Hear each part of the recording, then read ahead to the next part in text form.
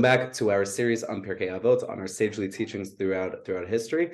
We are in the fourth Mishnah of the first chapter, and it reads, Yossi ben Yoezer ish Sareda Yossi ben Yochanan ish Yerushalayim kiblu mehen. That these two men, Yossi ben Yoezer of Sareda, this place, and Yossi ben Yochanan of Jerusalem, received from them. So now we're going to get into their teachings.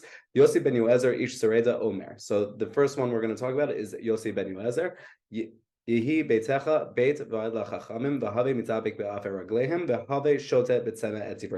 That you should open your house as a meeting place for sages, as a meeting place for chachamim, for the wisest in our generation, and sit in the very dust of their feet and drink in their words thirstily. So what is he trying to get across here? Important to note that most of these statements are in the time period of Hellenistic influence. So a lot of what our sages are teaching us is a way to counteract the influence that the Hellenists are having. So a great way of doing that is welcoming Torah scholars, welcoming sages into your home.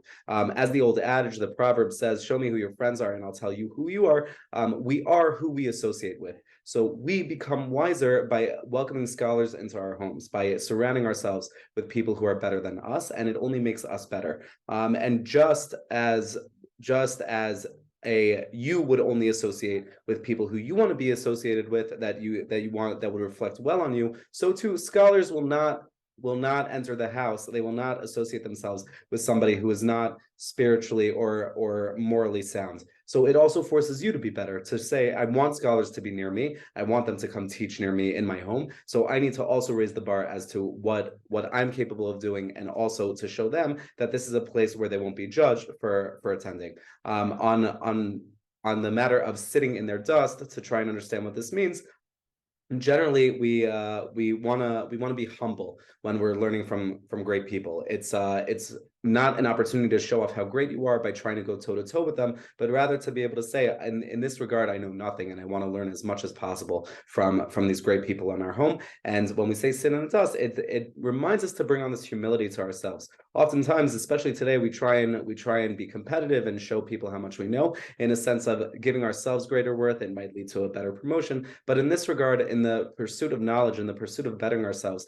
there's nothing to gain by trying to be competitive, by trying to show off. Rather, we can be humble and just accept the knowledge that we are subjected to, and it'll ultimately make us better. And lastly, when we talk about drinking their words thirstily, there are two components here. Number one, that we should be active in our pursuit of knowledge, in our pursuit of bettering ourselves. Right? It isn't a passive approach. This isn't just watching Netflix and whatever absorbs just for the sake of passing time. But rather, if you really want to learn anything, you take an active approach. You review it. You pay active attention. You take notes, and that's what we should be doing. We should be drinking their words thirstily.